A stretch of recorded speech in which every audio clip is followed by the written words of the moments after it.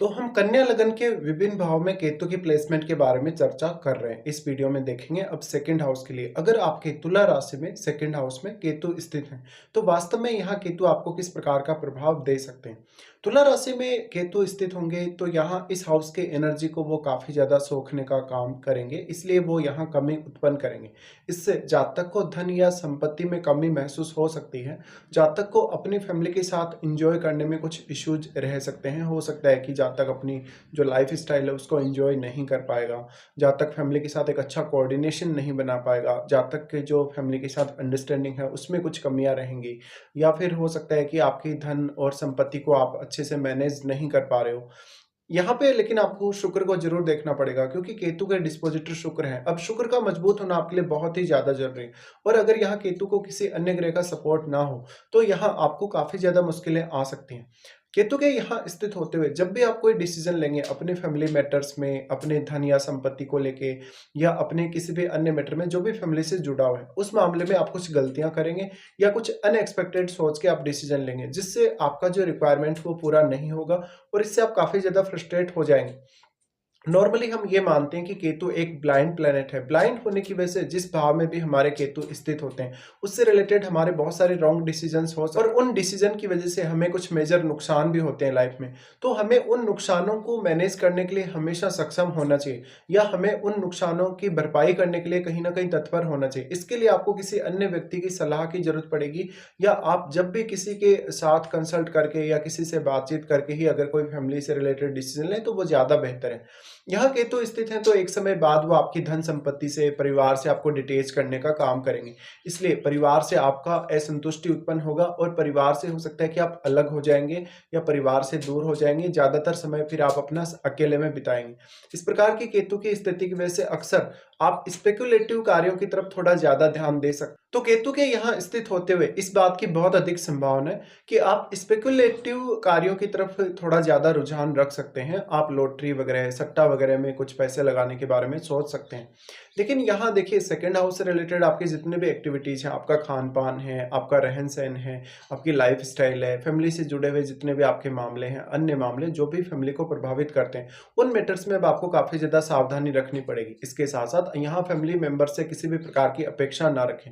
अगर आप family member से किसी भी प्रकार की अपेक्षा रख रहे हैं तो आप ये समझ के चलिएगा कि वो आपकी अपेक्षाएं कभी भी पूरी नहीं होंगी। इस प्रकार का जातक हो सकता है कि अपने धन और आर्थिक स्थिति में बहुत ज्यादा उतार चढ़ाव देखेगा, और जब भी उतार चढ़ाव आते हैं जातक उनको हैंडल करने में भी सक्षम नहीं होगा। कभी कभी ऐसा भी होगा जब आपका जॉब छूट जाएगा, और जॉब छूटने के बाद बहुत लंबे समय तक आप जॉबलेस रहेंगे। तो फैमिली को मेंटेन करना, धन संपत्ति को मेंटेन करना और अन्य कार्यों को हैंडल करना जातक के लिए काफी मुश्किल होता है। यहाँ अब केतु के साथ बैठे हुए ग्रहों को भी आपको देखना पड़ेगा, और प्रत्येक ग्रह का प्रभाव अलग अलग यहाँ रहेगा। इसके साथ ही केतु के साथ अगर कोई भी ग्रह वक्री होकर बैठेगा तो उसका प्रभाव आपको अलग तरीके से देखना होगा, और नॉर्मल स्थिति या मार्गी स्थिति में अगर कोई भी ग्रह केतु के साथ बैठे तो उसका प्रभाव डिफरेंट होगा। यहाँ केतु के साथ मान लीजिए अगर जुपिटर जैसा प्लेनेट बैठा हो तो कुछ हद तक वो प्लेनेट आपको जरूर हेल्प कर सकता है, लेकिन यहाँ पर जातक का एक समय बाद जरूर ही मोह भंग हो जाएगा।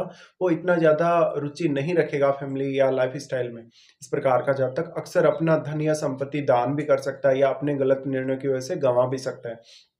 तो यहाँ केतु है तो आपको शुरुआती समय में काफी ज्यादा एक तो मेहनत करनी पड़ेगी, क्योंकि इस हाउस के एनर्जी को केतु सोखने का काम कर रहे हैं। सोखने की वजह से कहीं ना कहीं आपको काफी ज्यादा कमी उत्पन्न होगी, जिससे आप कुछ ना कुछ अल्टरनेटिव सोर्स ऑफ इनकम की तरफ आगे बढ़ेंगे, और ये आपके यंग एज में होगा। ज्यादातर केस में आपको इस समय काफी हार्डवर्क करने की आवश्यकता है अपनी फैमिली रिलेटेड मैटर्स में, और फैमिली के ऊपर कहीं ना कहीं आप प्रेशर नहीं डाल सकते इस वजह से।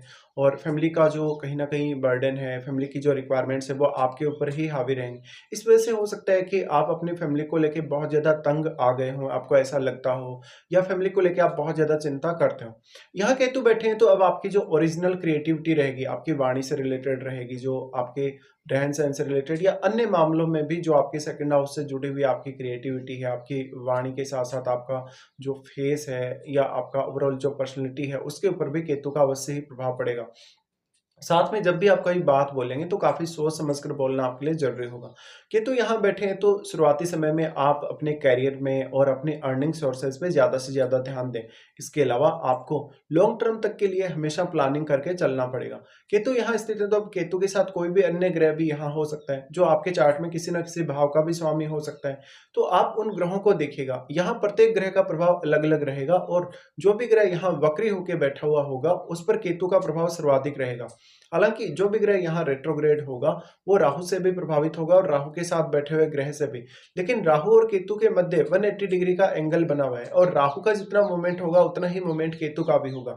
इसलिए राहु एक सीमा तक ही यहाँ केतु पर और केतु के साथ बैठे हुए ग्रह पर प्रभाव डाल सकते हैं। लेकिन राहु के साथ जो बैठा हुआ ग्रह है आपके चार्ट में, वो यहाँ सर्वाधिक प्रभाव डाल सकता है। एक तो राहु ने उस ग्रह को काफ़ी मल्टीप्लाई किया है, ऊपर से वो ग्रह यहाँ प्रभाव डाल रहा है, तो हो सकता है कि केतु के साथ बैठा हुआ ग्रह उस ग्रह का मित्र ग्रह हो। या फिर उसकी शुक्र से मित्रता हो।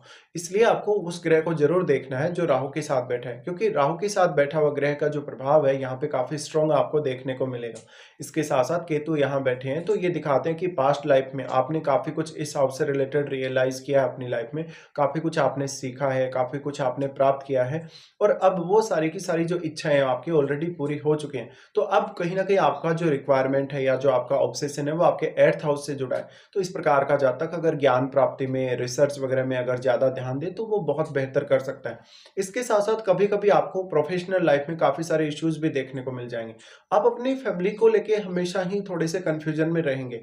आपको फैमिली की रिक्वायरमेंट्स अच्छे से समझ में नहीं आएँगी, फैमिली से आप किस तरीके से डील करें, किस तरीके से फैमिली मेंबर्स के साथ एक अच्छा कोऑर्डिनेशन बनाएँ, इन मामलों में आपको दिक्कतें होंगी। केतु के यहाँ बैठने की वजह से हमेशा आप कुछ सेक्रेट इनकम सोर्स ज़रूर ढूँढ पाएँगे। लेकिन एक रेगुलर इनकम प्राप्त करना और रेगुलर इनकम प्राप्त करते रहना आपके लिए कभी-कभी काफ़ी कठिन होगा।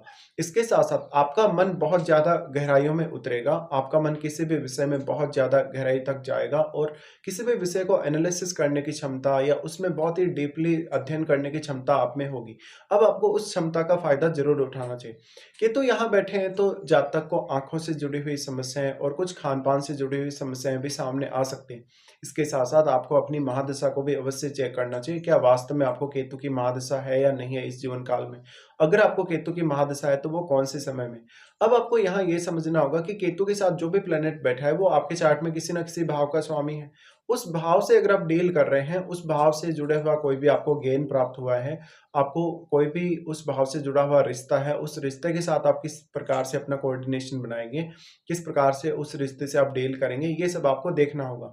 क्योंकि यहाँ पर आपको उन रिश्तों से डील करना काफ़ी कठिन होगा, उन भावों से जिनसे आपको कुछ भी गेन प्राप्त हो रहा है और अगर उनका स्वामी केतु के साथ है, तो ऐसे में उन भावों से रिलेटेड कार्यों में काफ़ी ज़्यादा आपको एफर्ट्स करने होंगे और सही डिसीज़न लेने होंगे। केतु के यहाँ बैठने की वजह से आपको काफ़ी कुछ उतार-चढ़ाव अपने जीवन में देखने को मिलेंगे और हमेशा आपके मन में थोड़ी अनसर्टेनिटी सी रहेगी।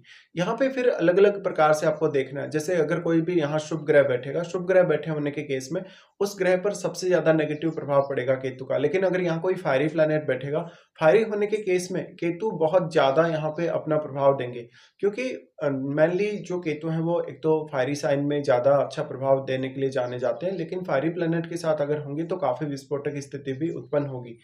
अगर मंगल जैसा ग्रह केतु के साथ बैठा है, तो क्योंकि मंगल जो है कहीं न कहीं केतु को रिप्रेज़ेंट करते हैं, हम ये मान सकते हैं, या फिर जो केतु हैं वो मंगलवत ही चलते हैं, हम ये मानते हैं। इसलिए यहाँ पे जो केतु हैं, केतु का ऊपर अगर इस प्रकार से अगर मंगल का प्रभाव पड़ेगा, अगर मंगल की युति होगी, तो सबसे पहले आपको दिक्कत रहेगी निर्णयों को लेके। इसके साथ-साथ वाणी को लेके भी कुछ दिक्कतें रहेंगी। फैमिली के साथ अंडरस्टैंडिंग में काफ़ी कमी रहेगी और आपका फैमिली के साथ अक्सर विवाद होता रहेगा।